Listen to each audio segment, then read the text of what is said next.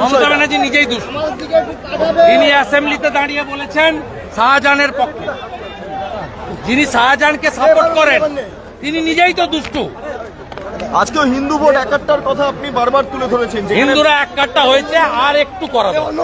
হিন্দু এক কাট্টা হয়েছে বলেই আমি এমএলএ, হিন্দু এক কাট্টা হয়েছে বলেই ৭৭টা বিজেপির এমএলএ, হিন্দু ৩৯% এক কাট্টা হয়েছে বলেই আমরা ২,৩৩,২৭,০০০ ভোট। হিন্দু এক কাট্টা হয়েছে। আমাদের মহারাষ্ট্রের মতো আর 5% হিন্দুকে আমাদের পক্ষে ভোট করাতে হবে, তাহলেই জিহাদি জঙ্গি মৌলবাদদের এখান থেকে আমরা খতম করব। সংখ্যালঘু এলাকায় কর্মসূচি হবে না কি?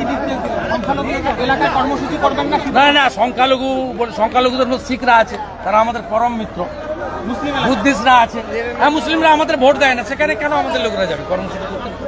সন্দেশখালীর অর্থ বলেছি, যেখানে দেয় যেতে পারে। সন্দেশখালীর ক্ষেত্রে, বসিরহাটের ক্ষেত্রে বলেছি মুসলিমরা আমাদের ভোট দেয় না, হিন্দুরা যেখানে সংখ্যায় কম তাদেরকে ভোট দিতে যেতে দেয় না।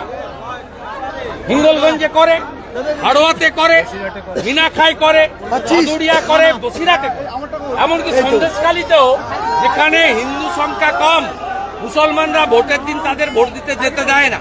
তাই আগামীকাল ঠাকুর রামকৃষ্ণদেবকে স্মরণ করে কল্পতরু উৎসব 28টা শক্তি কেন্দ্রে হবে, যেখানে হিন্দু এবং জনজাতিরা আছে। তুমি আমার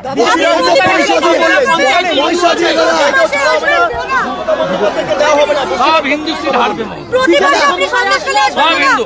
বাংলাদেশের পরে কোন হিন্দু এই জিহাদি সরকারকে সমর্থন করবে না। হাতটা ছাড়ো, সব দল পারে।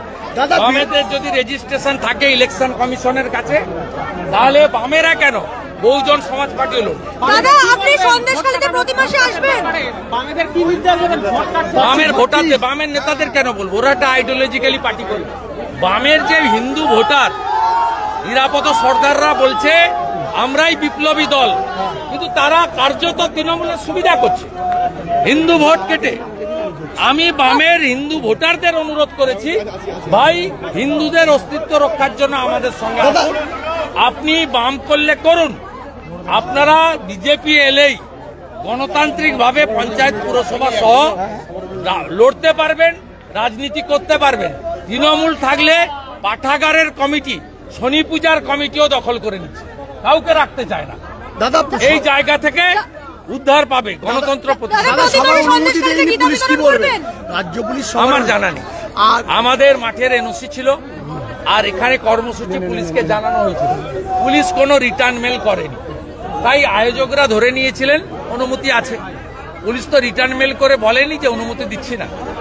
দাদা ভিডিও ভাইরাল বলেছে মুখ্যমন্ত্রী টাকা দিয়ে করানো হয়েছে, কি বলবেন? মুখ্যমন্ত্রী বলছে সত্য বেরিয়ে পড়েছে, মুখ্যমন্ত্রী নিজেই মিথ্যাবাদী।